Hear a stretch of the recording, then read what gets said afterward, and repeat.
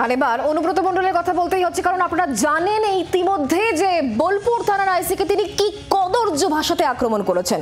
একদিকে অনুব্রত মণ্ডল যখন আইসিকে এভাবে আক্রমণ করছেন, তখন একেবারে দাবাং ভূমিকায় কাকে দেখা গেল? মুর্শিদাবাদের এসপিকে। একেবারে বিধায়ক নেতাদের সামনেই তিনি হুঁশিয়ারি দিচ্ছেন, কারো 3 থেকে 4টি গাড়ি মানে সে কি খুব বড়? সরকারের সামনে কেউ বড় ছোট নয়, কথা বলছেন এসপি। পুলিশ প্রশাসনের থেকে কেউ বড় নয়, কারো সুপারিশে যাননি। নেতা বিধায়কদের সামনে এমনই হুঁশিয়ারি মুর্শিদাবাদের এসপি। যেদিন সরকার বলবে চলে যেতে চলে যাব, যতদিন আছি ততদিন দমকল কন্ট্রোলে থাকবে, কড়া হুঁশিয়ারি পুলিশ সুপার সানি রাজের।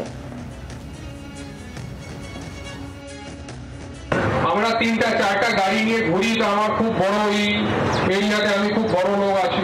भाई गवर्नमेंट के सामने क्या है, सरकार के सामने किसी भी एक आदमी का क्या होता, कुछ है क्या? দমকলে যে একটা প্রবৃত্তি আছে না, মস্তানি করার, বদমাশি, গুন্ডাই, এগুলো একটু কন্ট্রোল করে রাখতে হবে।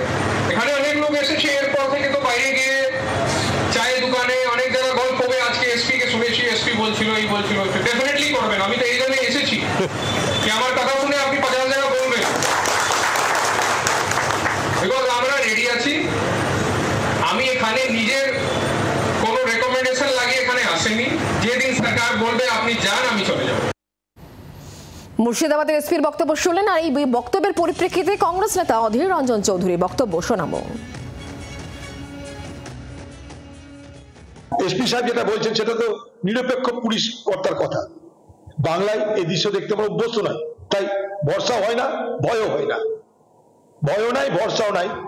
আগামী দিনের কর্ম পদ্ধতি দেখে আমরা বলবো। বাকি এখন দেখতে তো ভালো লাগছে, শুনতে ভালো লাগছে, কিন্তু সেটা কতটা সত্য কতটা কৃত্রিম আমার জানা নাই। বাংলার আওয়াজ, বাঙালির আবেগ, জি 24 ঘন্টা।